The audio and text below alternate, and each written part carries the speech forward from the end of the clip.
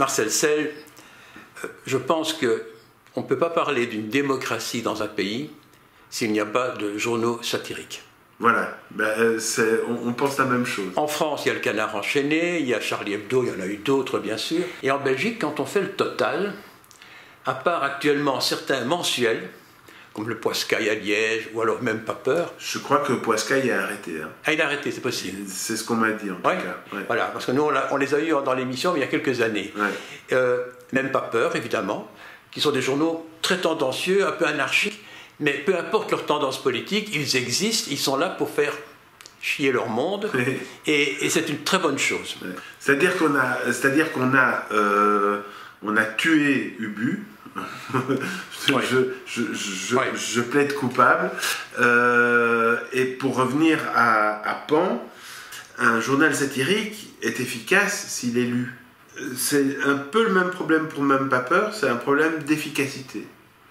C'est-à-dire que si on s'adresse qu'à un public déjà convaincu et qui ne demande qu'à confirmer. Oui, voilà, on ne sert à rien. Ce qui m'étonne un peu, c'est que je te connaissais, on ne s'est jamais vu en fait. Ouais. On se connaissait par Internet interposé. Alors j'avais l'impression, en discutant avec toi par Internet, que tu étais de gauche. Impression. Je suis. Oui. Et maintenant, en fait, on te voit rédacteur en chef d'une revue qui est, à tort ou à raison, cataloguée très à droite. Sauf que, oui, alors à tort, parce que tort, déjà le Pan lui-même, en fait c'est pour ça qu'on est parti d'Ubupan.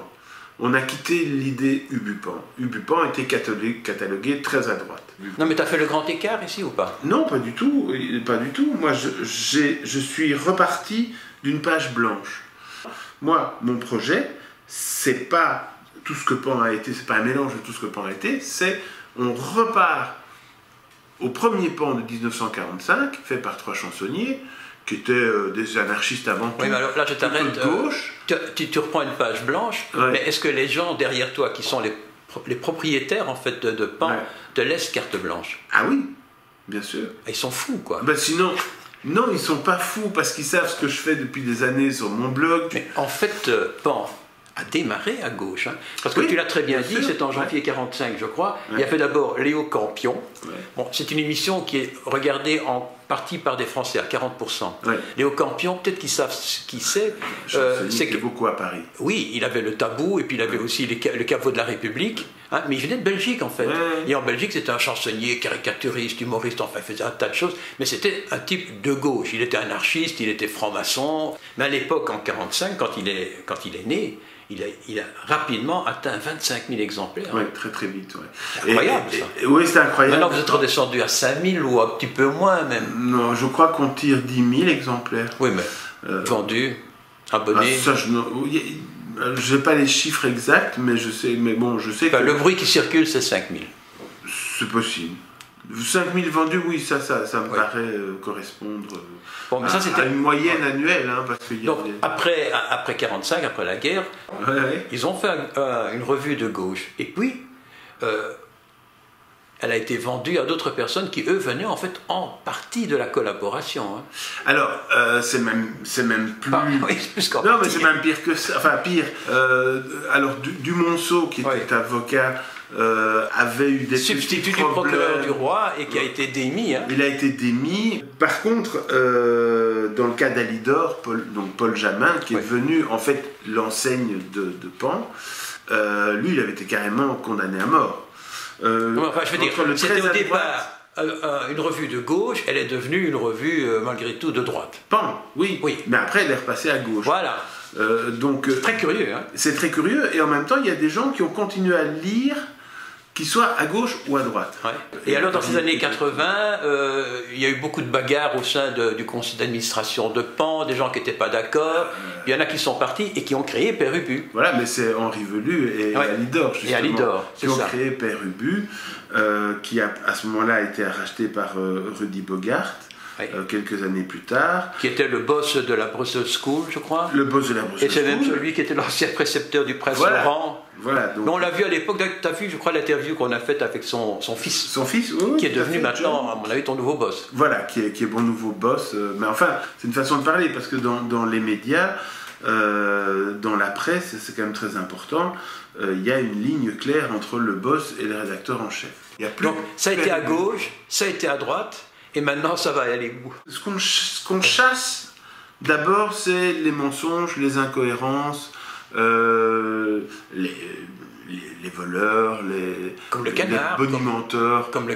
Voilà, ça c'est quelque part le modèle. En même temps, on sait qu'on n'a pas l'équipe du canard, on n'a peut-être pas le talent du canard, donc on ne veut pas faire aussi bien que le canard ou aussi gros.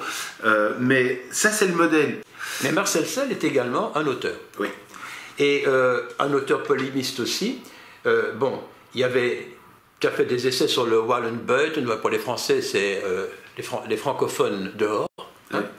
Oui. Les secrets de Bardewevre, encore une fois, qui est quand même très fixé sur la Flandre. Moi qui suis bilingue, parfois ça m'énerve un petit peu, mais enfin, tout le monde s'en fout. Je suis bilingue aussi. Ah bon. Oui. Alors tu écris Indigné de con, et alors un premier roman. C'est un livre qui part de Bruxelles, en fait. Ouais.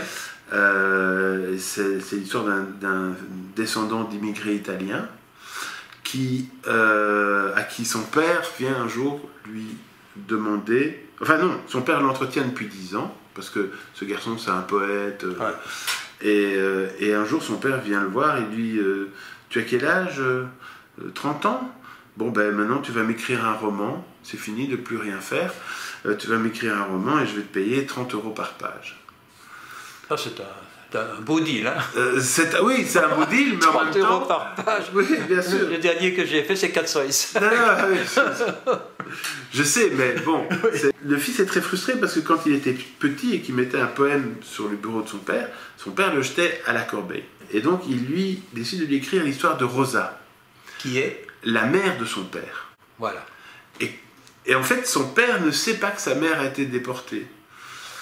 Il ne sait pas que sa mère était juive. Et puis, arrive 1938, les lois raciales, où tout à coup, on dit maintenant, les juifs ne peuvent plus enseigner dans les grandes écoles, etc. Sauf que, il y a un truc qui est incroyable en Italie, c'est que, quelque part, la population ne pouvait pas adhérer facilement à ça, parce qu'il y avait énormément de fascistes connus qui étaient juifs, y compris la propre maîtresse de Mussolini. Ouais. Sauf que il y a des mesures prévues pour tous les juifs qui ont adhéré au parti fasciste à partir de 1924, avant 1924. On va les déjuiver. Alors ça s'appelait discriminer de la discrimination. C'est n'importe quoi. Et donc pour Rosa, comme pour sa mère, comme pour des tas d'autres gens, un tiers à peu près des juifs italiens, il y avait une loi qui les concernait, mais qui ne les concernait pas. Et sur leur papier d'identité, ils étaient juifs déclarés non juifs. C'est pas vrai. Oui, si. Juifs déclarés non juifs. Juifs déclarés non juifs. Et ça se termine comment cette histoire? Mais ça, je ne peux pas le dire. Ah, tu peux pas le dire. Ah oui, si je peux dire qu'elle est déportée et qu'elle a fini par être assassinée par les nazis. Mais quelque part, cette histoire, l'histoire qu'il va raconter à son père, va peut-être permettre de se retrouver, de faire le déclic nécessaire pour qu'il puisse avancer. Je dis peut-être.